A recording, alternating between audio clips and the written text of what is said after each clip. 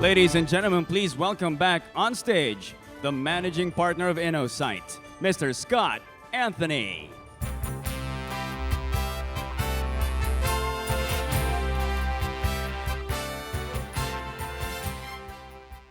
That was sad. Nobody clapped for me a second time.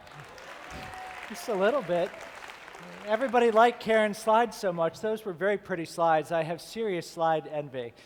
Before I begin, I just wanted to say on behalf of all the speakers today, the people behind the scenes who have organized things, the voices that have broken through and asked questions, the tireless work done by everyone, I think deserves a round of applause. This has been a great day.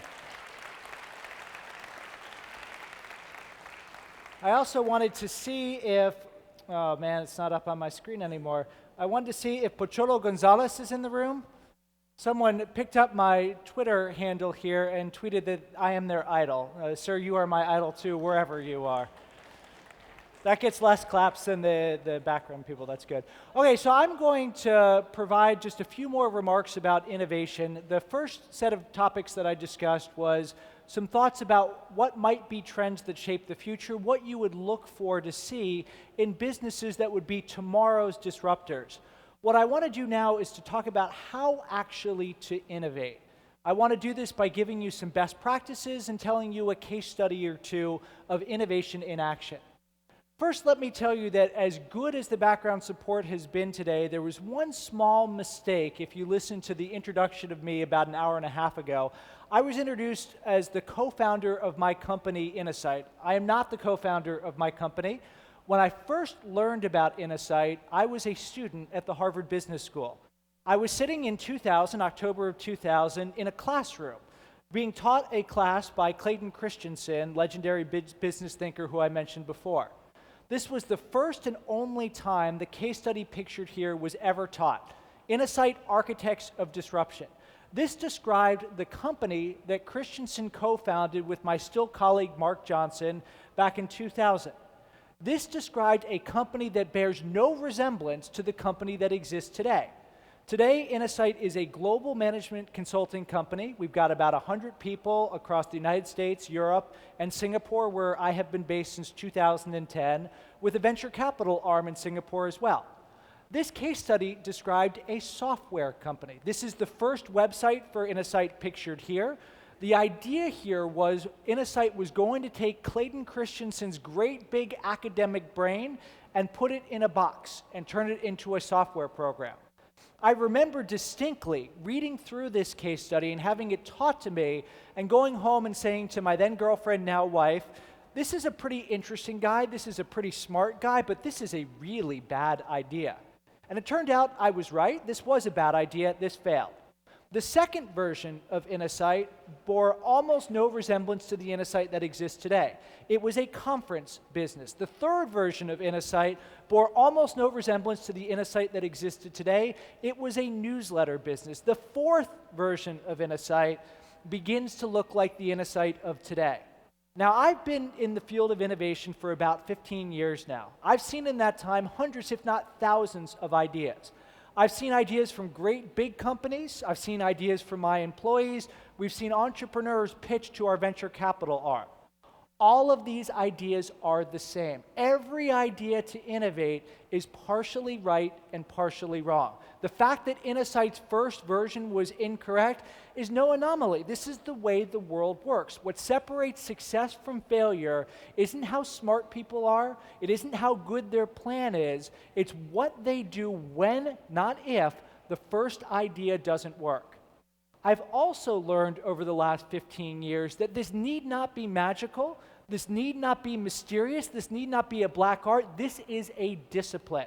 You can increase the odds of successfully innovating if you remember four faces. Here's the first one, Peter Drucker, one of the world's most famous and influential management gurus. Drucker reminds us of first principles. The purpose of a business, Drucker once wrote, is to create a customer. If you don't create a customer, if they don't transact with you, nothing else matters. How do you create a customer? Drucker also wrote, the customer rarely buys what the company thinks it is selling. You think you provide a product, you think you offer a service, but that's not what the customer perceives. They've got a problem and you've got an answer. Great innovators find problems worth solving. It might be an innovator's own problem. They might solve it for themselves. It might be that the innovator invests the time to deeply understand the target customer so they empathize with them and can anticipate what the customer can't actually articulate. Whatever it is, innovators invest the time to work on the right problems. Second phase, Pablo Picasso, the great Spanish artist, who once said, "Good artists copy, great artists steal." One of the mistakes we make when we innovate is we think we have to do something that no one in the world has ever done before. This is not true. Steve Jobs once said, if you ask a creative person how they did it, they feel a little bit guilty, because creativity is nothing more than connecting things. He was a big fan of Picasso's. What great innovators do is put themselves in the place where innovation magic always happens, the intersections. They're brushing up against new people. They're colliding with new ideas. They're studying other industries so they can take an idea from one area and bring it to another. The truth is, someone in the world has probably stared down the problem you're facing. Maybe not in your company, maybe not in your country, maybe not in your category, but they're out there. Find that inspiration, borrow it brilliantly, and adapt it to your circumstance. Then you have to remember the third phase, who will guide us from how we go from the spark that starts the innovation process to actually innovating. How do we define innovation? Simple definition, 5 words. Something different that creates value. Something is intentionally vague. This isn't just technology. There are lots of ways to innovate. Different as opposed to better or a breakthrough, because sometimes the things that create value take complicated things and make them simple, take expensive things and make them affordable.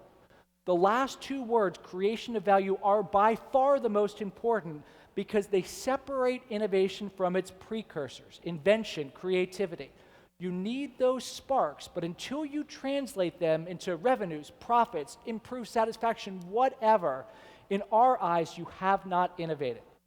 If I asked you all to close your eyes and imagine a symbol that showcased innovation, I'm willing to bet you would all think of a light bulb. If I asked you who invented the light bulb, you would say this guy, Thomas Edison. He didn't really. Lots of people invented the underlying technology behind the light bulb.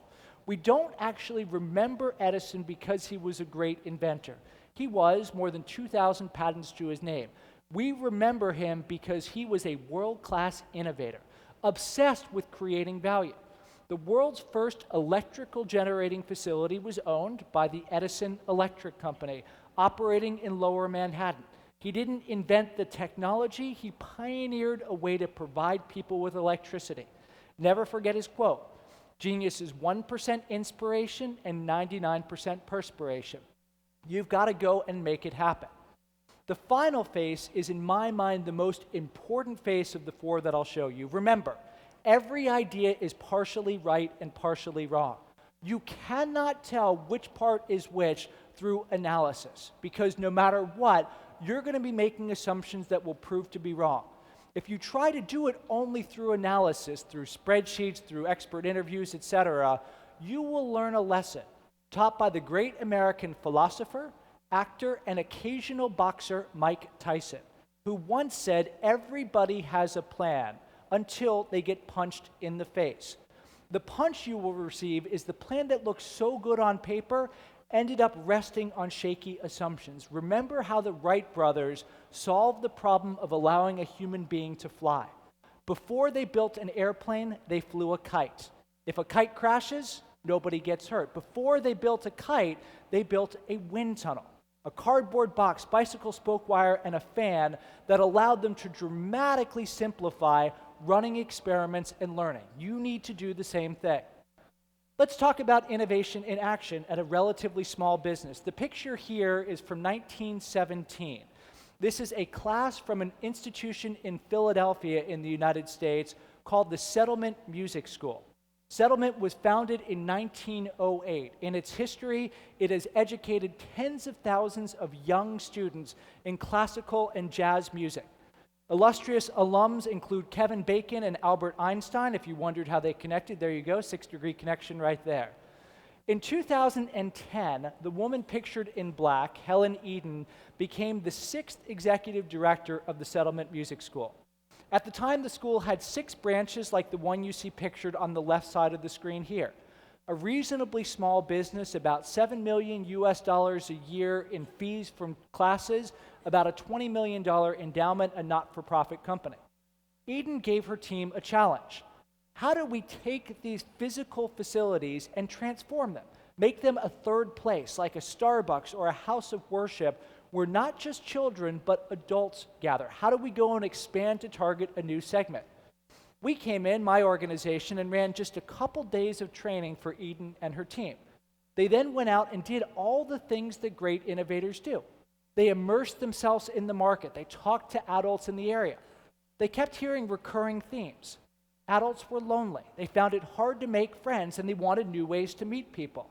Music was a connection to youth. As they studied other businesses like Picasso, they began putting pieces together. Like Edison, they started thinking not just about a class, but everything required to make it happen, how they would attract and market and do everything to deliver value. They came up with an idea, they then tested it. The idea ultimately became called Adult Rock Band. The idea here is you get a group of people together, each in an individual instrument, under the tutelage of an expert instructor. It's a way for people to meet new people. It's a way for them to jam and recapture a piece of their youth. This is done by a group of people that looks no different than the people in the room here. One of the great mistakes that we make sometimes in conferences like this is we think, I'm not Tony Fernandez. I'm not on the board of directors of Uber. I didn't run Obama's campaign. Therefore, none of this stuff matters to me. But anyone here can, and everyone here should, think about how they can do something different that creates value. The most important word in this definition, by far, is the first one. You can't do something different that creates value unless you go and do something. The best gift I ever received from a project team is this. This is a bobblehead doll affectionately known as Skoda. This is my head grafted onto the body of the Star Wars character Yoda. The team had told me they were going to try and do something. I said, no, this is not a try or try not. This is a do or do not. You need to do the same thing. By way of metaphor, a couple years ago, my now 10-year-old boy, Charlie, announced he wanted to learn to ride a bike. What did we do next? We did not watch any YouTube videos. No PowerPoint presentations were involved. We did not discuss the theory of bike riding. Charlie got on a bike and began to pedal and fell down. He got up. He began to pedal. He fell down again. He got up. Today, Charlie is a competent bike rider. He can get from point A to point B without too much difficulty.